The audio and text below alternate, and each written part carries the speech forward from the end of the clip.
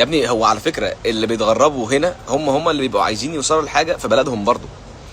يعني انت بتتغرب علشان تلاقي حياه كويسه، معيشه محترمه، دخل كويس، حاجه اللي نفسك فيها تحققها تقدر تجيبها، تقدر تعمل عيله، تقدر تستقر، عندك عيال، ترتب للمستقبل. دي لاي حد بيتغرب عشان ده في الاول وفي الاخر، زي ما فلوس ويبتدي حياته، اللي عايز يجيبه وهكذا.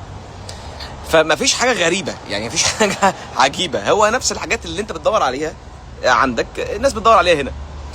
طيب الناس اللي بتدور عليها هنا دي، عشان ناس كتير قوي بتسال اول ما بتيجي تقول لي انا جيت، طب انا اعمل ايه؟ الحق نفسي ازاي؟ يا ابني ادرس، انت لازم تدرس. لو ما درستش هتلاقي سنين من عمرك بتفوت ما تعرفش راحت فين اصلا. تيجي تفكر كده تقول يا، وما تدرسش اي دراسه وما تشتغلش مع اي حد، علشان ما حدش هيتمنى لك الخير.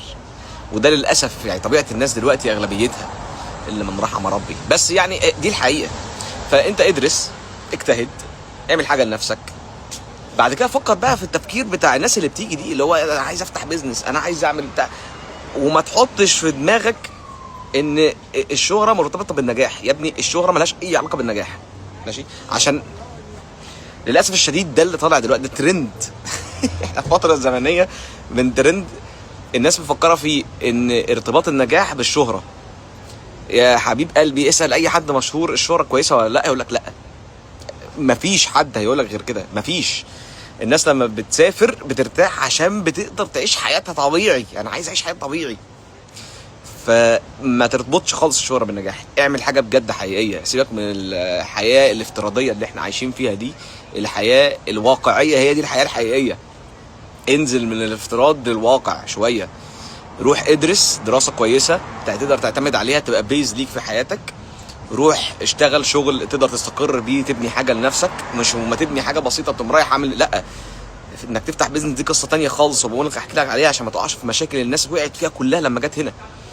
في اللي كان معاه فلوس وخسرها، في اللي جه عمل شويه فلوس وراح رايح فاتح خسرهم. فالموضوع ما بيمشيش كده. المفروض تستقر، المفروض تعمل حاجه تقدر يبقى عليها بيز تقدر تعتمد عليها، عشان لما تخش في حاجه تاخد ريسك تطلع منها تكمل عادي جدا. وحاجات كتير قوي. ربنا يكرمكم ان شاء الله ايا كان انتوا قاعدين فين.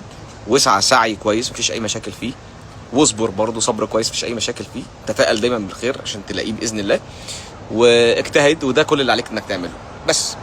يعني المكان اللي انت فيه هو افضل حاجه ليك دلوقتي، اسعى فيها، ماشي؟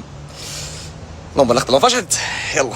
انا يا رب تكون وصلت المعلومه. اشوفكم على خير باذن الله في فيديو جديد قريب. سلام.